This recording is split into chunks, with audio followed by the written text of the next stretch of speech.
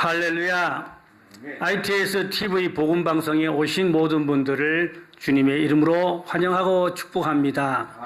저는 여주의 메류감육의 권오준 원로 목사입니다. 하나님 말씀 한 절 읽겠습니다. 사무엘상 2장 10절 말씀. 여호와를 대적하는 자는 산산이 깨어질 것이라. 하늘에서 우레로 그들을 치시리로다. 여호와께서 땅끝까지 심판을 내리시고 자기 왕에게 힘을 주시며 자기의 기름 부음을 받은 자의 뿔을 높이시리로다. 아멘. 오늘 좀 설교 제목이 좀 어려운 제목인데 크리스찬이 가는 지옥이라는 제목으로 말씀을 나누려고 합니다. 크리스찬이 반드시 천국 가야 되지요. 그렇지만 잘 못 믿으면 천국 못 가고 지옥 갈 수도 있다는 것입니다. 제 말을 천마디 만마디 해도 소용없고 성경이 무슨 말씀을 하시는지 성경의 말씀을 찾아보아야 하겠습니다. 오늘 읽은 말씀 보면은 여호와를 대적한 자는 산산이 깨어질 것이라. 물론 불신자가 하나님을 대적하고 또 교회 안 다니는 사람들이 교회를 대적하고 그들은 백발백중 하나님의 심판의 대상인 건 두말할 여지가 없지요. 그렇지만 교회를 다니면서도 그런 사람들이 왕왕 있음을 많이 볼 수가 있습니다. 그래서 첫째로 하나님이 세우신 주의 종들을 대적하면 바로 그 종을 세우신 하나님을 대적한 자가 되므로 그들은 하나님의 심판의 대상이 되는 것입니다. 그 주의 종을 주의 오른팔로 붙들고 계시기 때문이지요. 계시록 1장 20절 말씀에 보면은 내가 본 것은 내 오른손에 7별의 비밀과 또 7금촛대라. 7별은 7교회의 사자요 7촛대는 7교회니라. 여기 보면은 주님께서 교회에 사자들을 오른팔로 붙들고 계신다고 했습니다. 그렇기 때문에 하나님이 교회에 세우신 주의 종들을 주님이 붙들고 계신다 이 말입니다. 그런데 그 주의 종을 대적하면 바로 그 주의 종을 세우신 하나님을 대적하는 것이요. 그의 주의 종을 붙들고 계신 주님을 대적하는 것이 되는 것입니다. 이러한 죄는 엄청난 용서받을 수 없는 무서운 죄가 된다는 것을 사람들이 모르고 있는 분들이 상당히 많은 것 같습니다. 그래서 한국교회도 보니까 교회 내에서 많은 성도들이 주의 종들을 대적해서 주의 종들이 눈물을 흘리고 교회에서 쫓겨나고 이런 일들을 많이 봅니다.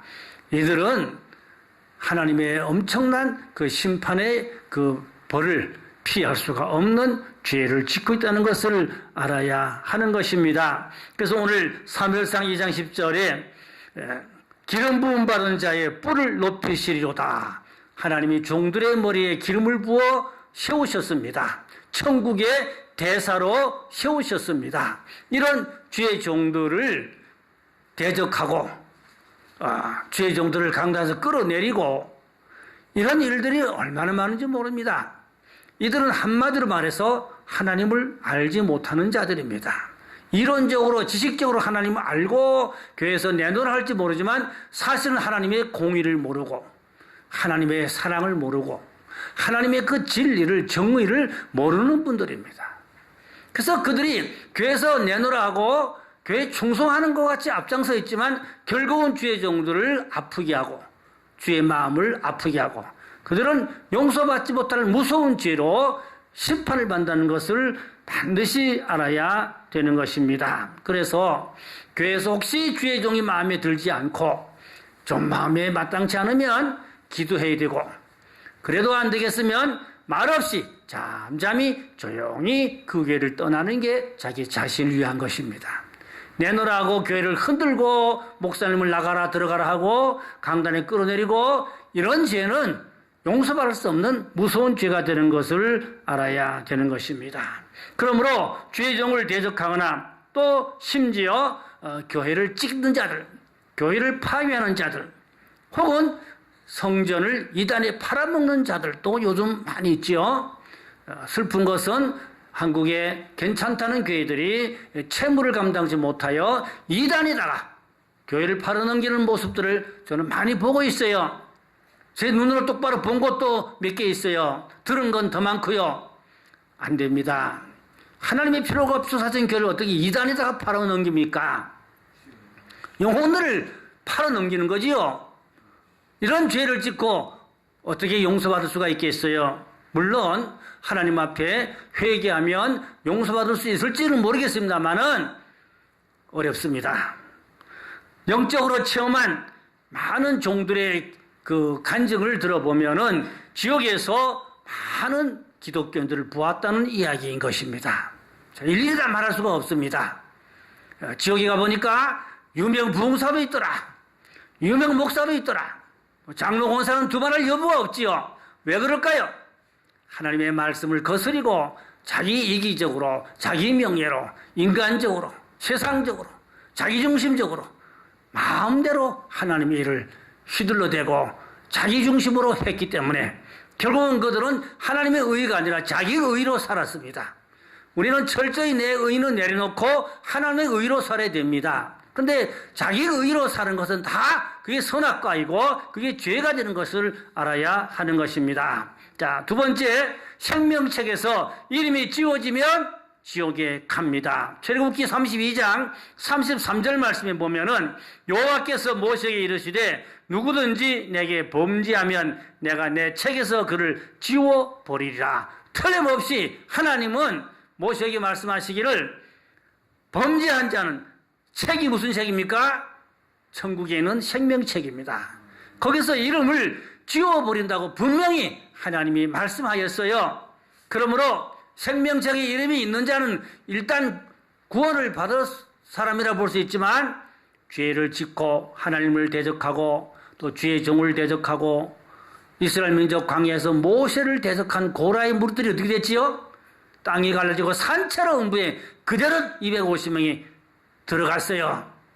그들이 다 크리스찬입니다. 내노라 하고 하나님을 앞장서서 믿는다는 사람들입니다. 모세를 대적하다가 그대로 유황불로 그냥 음부로 떨어졌어요. 이게 출애굽 당시에 광야에서만 있는 사건이 아니고 지금도 그런 일이 있다는 것을 알아야 하는 것입니다. 계시록 3장 5절 말씀 보니까 이기는 자는 이와 같이 흰옷을 입을 것이요 내가 그 이름을 생명책에서 결코 지우지 아니하고 그 이름을 내 아버지 앞과 그의 천사들 앞에서 시인하리라. 여기 보면 이기는 자는 흰옷을 입고 생명책의 이름을 지우지 아니한다 그랬어요. 그러면 이 말씀을 반대쪽으로 보면 이기지 못하는 자는 예수를 믿지만 이기지 못한 자가 뭡니까? 죄악성을 못 이기고 세상을 못 이기고 마귀를 못 이기고 자기 인간성을 못 이기고 육으로 산 자들이지요. 자기 중심으로 산 자들이지요.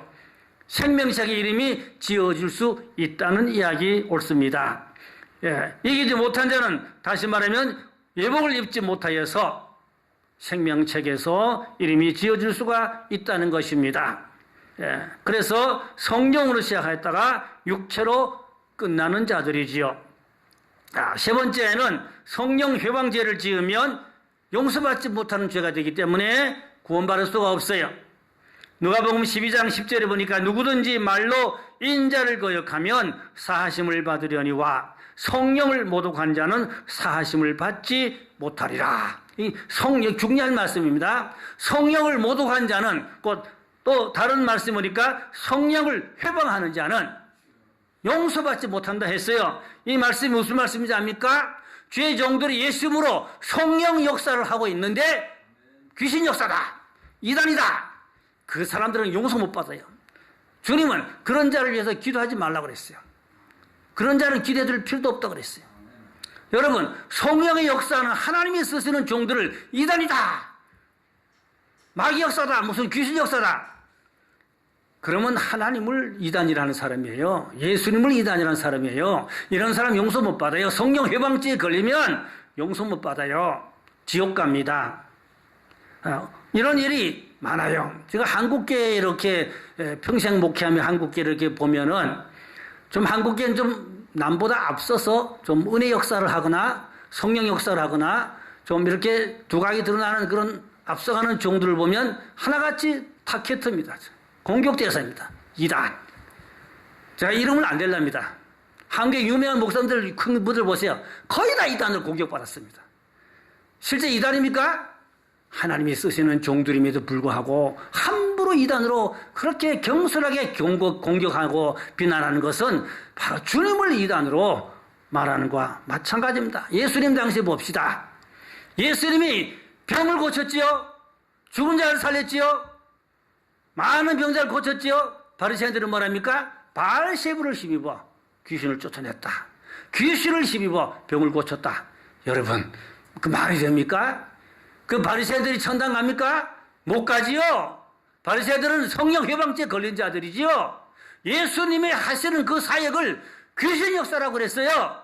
오늘날 주의 큰 종들이 성령 역사하고 있음에도 불구하고 이단이다 이렇게 공개하는 것은 그 사람들은 성령 회방죄를 짓고 주님을 모독한 자들이고 그들은 지옥 갑니다. 제가 좀 엄하게 말하면 엄청나지만 좀 자제를 하면서 말씀을 드리고 있습니다. 예정시대에 감리교단에 이용도 목사님이 계셨어요. 젊은 목사님이 성령 역사 많이 했습니다. 성령 역사의 선구자입니다. 엄청난 성령 역사 했어요. 근데 감리교회가 엄청난 죄를 졌어요. 감리교단에서 이용도 목사님을 이단으로 정지했습니다. 그리고 이용도 목사의 목사직을 파면시켜버렸어요. 그 이용도 목사님은 감옥에서 순교했습니다. 33살에. 33살에 순교했습니다. 감리교는 엄청난 죄를 졌습니다. 이제 근래 와서 감리교가 회개하고 있습니다. 이용도 목사 이단을 해제하는 작업을 하고 있다는 저는 그런 소식을 듣고 있습니다. 그리고 이용도 목사의 영성을 재조명하는 이런 일들을 하고 있습니다.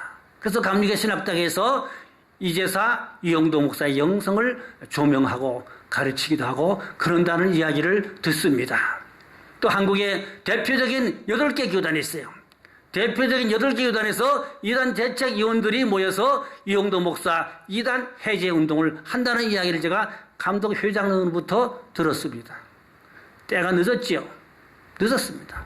마침 평양로에서 주기철 목사님이 신사참배 거부한다고 목사직 파면시켰지요? 그 죄를 어떻게 하랍니까? 그게 무슨 죄입니까?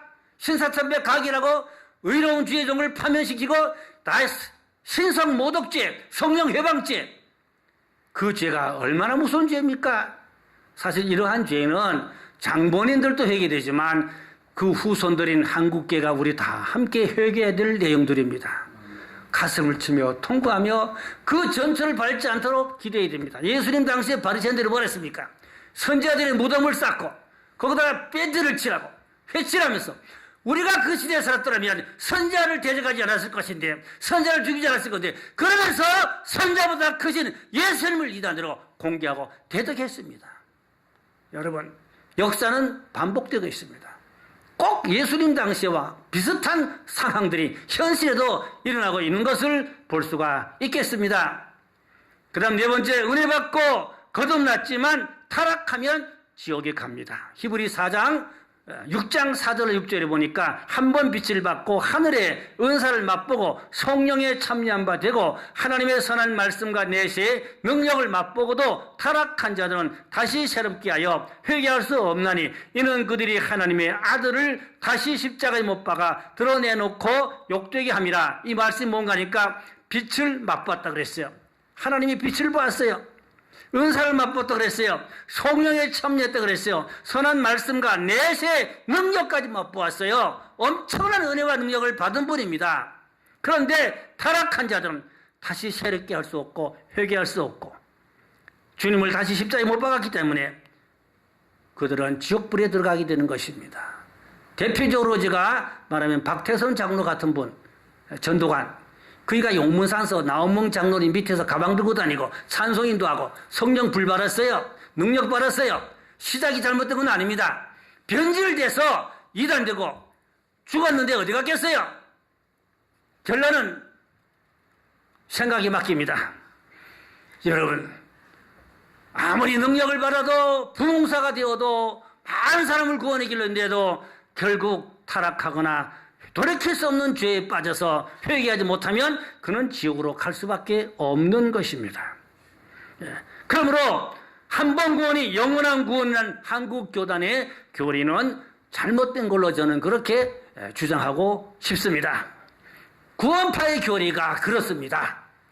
여러분, 구원파에서 한 번 구원이 영원한 구원이라고 구원 천국 티켓팅 땄으니 즐겁게 살자, 누리며 살자, 이게 구원파입니다. 근데 한국 정통 교단들도 구원파 교리와 다를 바 없어요. 거의 비슷합니다. 거의 비슷합니다. 절대로 성령을 받고 하나님의 빛을 받고 구원을 받은 자들은 두려움과 떨림으로, 빌립보 2장 12절에 바울이 말하기를 항상 복종하여 두려움과 떨림으로 너희 구원을 이루라고 말씀하고 있습니다. 히브리 6장 8절에 보니까 만일 가시와 엉겅퀴를 내면 버림을 당하고 저주함에 가까워 마지막은 불사름이 되리라. 이 가시와 엉겅퀴가 뭡니까? 은사와 능력을 받은 자들이, 가시와 엉겅퀴는 죄악이지요. 사단의 어떤 악한 역사지요. 결국은 마지막엔 사단에 이용당하고 저주함을 받아 불사름이 된다, 지옥불에 간다, 이 말입니다. 그래서 한 시대에 크게 쓰임받던 종들이 마지막에 잘못되어서 끝이 잘못된 사람들을 볼 수가 있어요. 제가 박태선 이야기했지만 그 외에도 그런 유사한 분들이 한국에 알만한 사람들이 많이 있습니다. 일일이 다 말할 필요가 없겠습니다. 자, 성경 봅시다. 마태복음 25장에 보니까 미련한 다섯 처녀와 슬기로운 다섯 처녀가 있어요. 미련한 다섯 처녀가 누굽니까? 다 크리스찬입니다. 근데 혼인잔치에 들어가지 못했어요. 그 다음에 마태복음 25장에 달란트 비유가 나옵니다. 한 달란트 받았던 사람 어떻게 됐지요? 바깥 어둠에 나가 슬픔의 이를 갈리라. 구원 못 받았습니다. 그 다음에 양과 염소가 나옵니다. 염소가 누굽니까? 내놓으라고 곧잘 믿는 크리스찬입니다. 구원 받았습니까? 영원한 벌에 들어간다고 주께서 분명히 말씀하였습니다.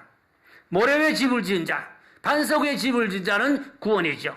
모래 위에 집 지은 자는 구원이 아닙니다.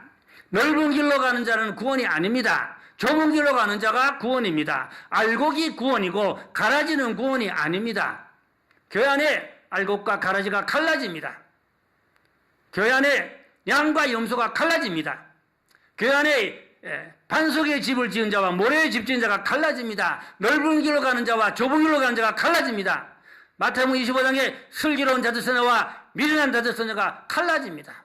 두 사람이 매를 갈고 있으면 하나는 데려가고 하나는 버려졌다. 데려간 자는 구원이고 버려진 자는 구원 못 받았습니다. 여러분, 그래서 교회 다니지만 잘 믿어야 됩니다. 잘 믿어 알곡이 되어야 할 줄로 믿습니다. 다섯 번째, 짐승표를 받으면 지옥에 가게 됩니다.